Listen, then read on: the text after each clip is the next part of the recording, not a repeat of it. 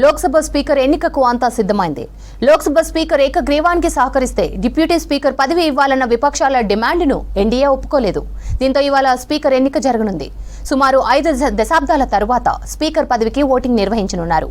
NDA అభ్యర్థిగా Om Birla, India కూటమి అభ్యర్థిగా సురేష్ నామినేషన్ దాఖలు చేశారు.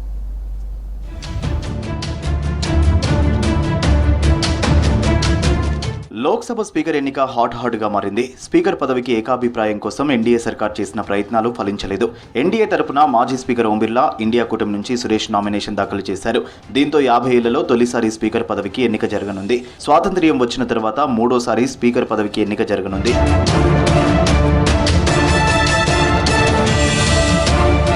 సభాపతి పదవిని ఏకగ్రీవం చేసేందుకు ఎన్డీఏ సర్కార్ ప్రయత్నాలు వర్కౌట్ కాలేదు. లోక్సభ స్పీకర్ పదవిని అధికార పక్షం, డిప్యూటీ స్పీకర్ పదవిని విపక్షాలు చేపట్టడం ఆనవాయితీ.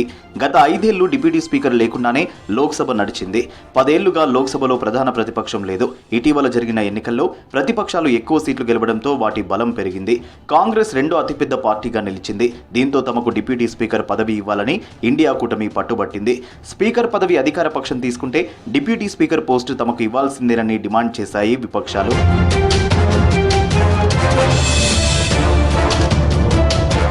స్పీకర్ ఎన్నిక ఏకాభిప్రాయం కోసం కేంద్ర మంత్రి రాజ్నాథ్ సింగ్, ఏఐసీసీ చీఫ్ మల్లికార్జున ఖర్గేతో పాటు పలువురు ఇండియా కూటమి నేతలతో మాట్లాడారు. స్పీకర్ ఏకగ్రీవమయ్యే సంప్రదాయానికి సహకరించాలని కోరారు.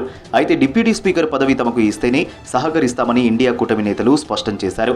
గత సంప్రదాయాన్ని కేంద్రం పాటించాలన్నారు. స్పీకర్ పదవికి ఏకాభిప్రాయం కుదరకపోవడంతో గడువు ముగియడానికి ముందే ఎన్డీఏ, ఇండియా కూటమి అభ్యర్థులు నామినేషన్ వేశారు. नियत साफ नहीं है. नरेंद्र मोदी जी कोई कंस्ट्रक्टिव कोऑपरेशन नहीं चाहते हैं, क्योंकि कन्वेंशन है कि डिप्यूटी स्पीकर ऑपोजिशन का होना चाहिए.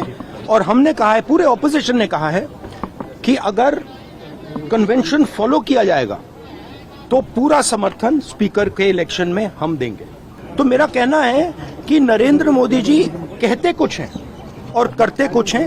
यही इनकी फॉर्मूला है, यही इनकी स्ट्रेटजी है. स्पीकर का चुनाव पहले होते हैं, बाद में डिप्यूटी स्पीकर का होते हैं, तो दोनों को एक साथ मिलाना ये सही नहीं है. हम कंसेंसस करके पहले बनाया जाए, फिर डिप्यूटी स्पीकर का पद को आगे हम जरूर बात करेंगे. ये भी हमारे तरफ से हमने आश्वासन दिया था. खास करके कांग्रेस पार्टी का रवैया बहुत साफ था कि वो कंडीशंस नहीं मानेंगे तो स्पीकर के पद को वो हमारा समर्थन नहीं करेंगे. స్పీకర్ ఎన్నిక నిర్వహణకు ఎలాంటి కాల వ్యవధి లేదు. కొత్త లోక్సభ కొలువుదీరిన తర్వాత సాధ్యమైనంత త్వరగా స్పీకర్, డిప్యూటీ స్పీకర్లను ఎన్నుకోవాలని రాజ్యాంగంలోని ఆర్టికల్ 93 తెలుపుతోంది. సాధారణ మెజారిటీతోనే స్పీకర్ను ఎన్నుకుంటారు. సీక్రెట్ బ్యాలెట్ ద్వారా ఎంపీలు తమ ఓటు హక్కును వినియోగించుకుంటారు. పోలైన మొత్తం ఓట్లలో ఏ అభ్యర్థి సగానికి పైగా ఓట్లు పొందుతారో ఆయనే స్పీకర్గా ఎన్నికవుతారు.